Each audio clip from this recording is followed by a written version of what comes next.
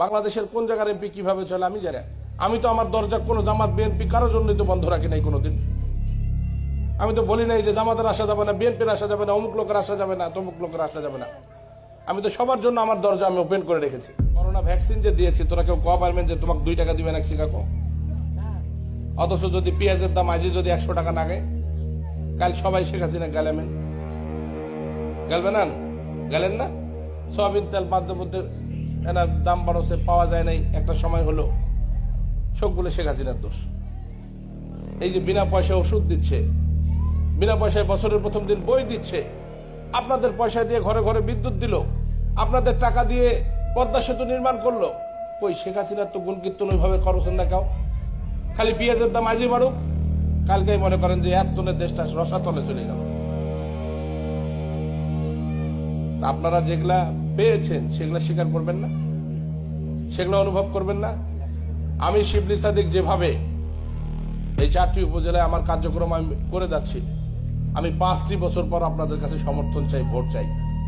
সেখানে এসেও যদি আমার জনগণকে এত করে বোঝাতে হয় বাংলাদেশের কোন জায়গার এমপি কিভাবে চলে আমি জানি না। আমি তো আমার দরজা কোনো জামাত বিএনপি কারোর জন্যই তো বন্ধ রাখি নাই কোনোদিন। আমি তো বলি নাই যে জামাতের আসা যাবে না, বিএনপির আসা যাবে না, অমুক লোকের আসা যাবে না, তমুক লোকের আসা যাবে না। আমি তো সবার জন্য আমার দরজা আমি ওপেন করে রেখেছি। তারপরেও কিন্তু মাঠে ময়দানে ঘুরছি আপনাদেরকে বোঝাবার জন্য যে সঠিক পথে থাকতে হবে। বিএনপির যারা আজকে ক্ষমতায় আসার চিন্তা ভাবনা করছে, সে তারেক জিয়া দুর্নীতির মামলায়, 10 ট্রাক মামলায়, যতগুলা মামলায় জর্জরিত, এটা কি মিথ্যা কথা?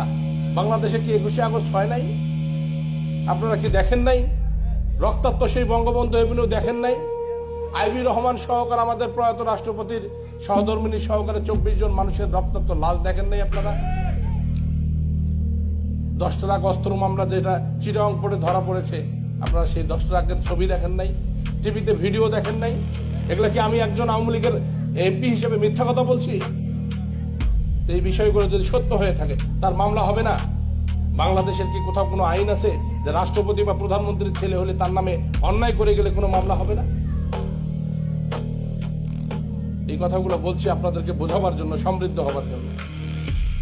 আর বেগম জিয়া তো জিয়া অরফানেজ ট্রাস্ট থেকে শুরু করে আরো কয়েকটা মামলায় আসামি হয়ে আছে। তাহলে এবার দায়িত্ব নেবে কে? বিএনপি। মনে করলাম যে আওয়ামী লীগ খুব খারাপ কাম করছি,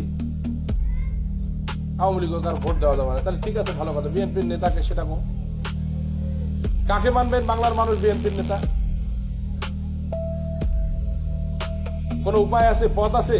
মির্জা ফখরুল যদি দেওয়া যায় দেশের দায়িত্ব, আজকে সকালে দিব, সন্ধ্যে হইতে হইতে বাদ করে ফেলে হয়, পারবে চালাতে? বলেন।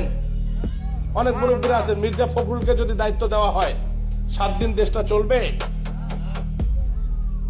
তো কথা কওছে না কাম্বা, মনে হয় চলবে বোধহয়। কি ভোগ লাগাইছে? হ্যাঁ, আরে মুইও তো এলাও ভাত খাও নাই।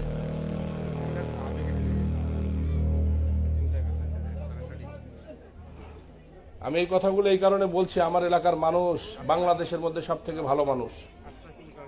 আমি আপনাদের কাছে এই কথাগুলো এই কারণে তুলে ধরছি যে আমার এই ভালো মানুষের মধ্যে ঢুকে কিছু মানুষ ব্রেন ওয়াশ করে, আল্লাহর রাস্তা দেখায়।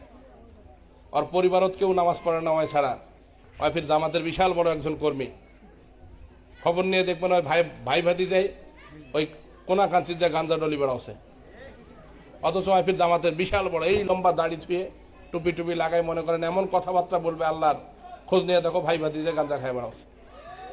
বাড়িতে হেদায়েত নাই, অথচ দেশ উদ্ধার করতে যাচ্ছে। আমরা যে রাষ্ট্রে বসবাস করছি, ইসলাম কি বলেছে? প্রথমে বলেছে ইসলাম শান্তির ধর্ম। বাংলাদেশে শান্তি আছে কিনা বলেন? উন্নয়নকে গুলি মারেন, উন্নয়ন পরে হবে, আগে শান্তি আছে, জীবন শান্তি আছে কিনা বলেন সেটা কথা। বাঙালির মধ্যে কষ্ট আছে, কিন্তু বাঙালির কি অভাব আছে আজকে?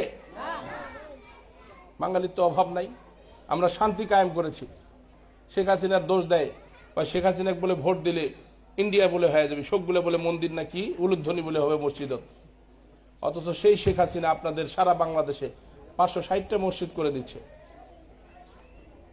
560টা মসজিদ কি বিএনপির সময় তোরা শুনছেন কোনোদিন যে 11টা মসজিদ বানিয়ে দিছে কেউ?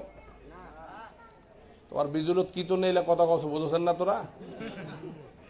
যদি বোঝেন 1971 সাল ফিরে যান সেই ইতিহাসে। 1971 সাল সেটাও কি মিথ্যা বাংলার ইতিহাসে? 1971 সাল হয় নাই, যুদ্ধ হয় নাই, ওটা কি মিথ্যা বলছি আমি?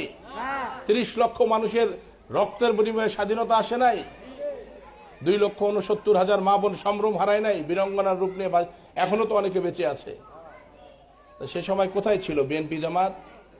আপনারা শুনেছেন কেউ যে বিএনপি জামাত সেই সময় ছিল?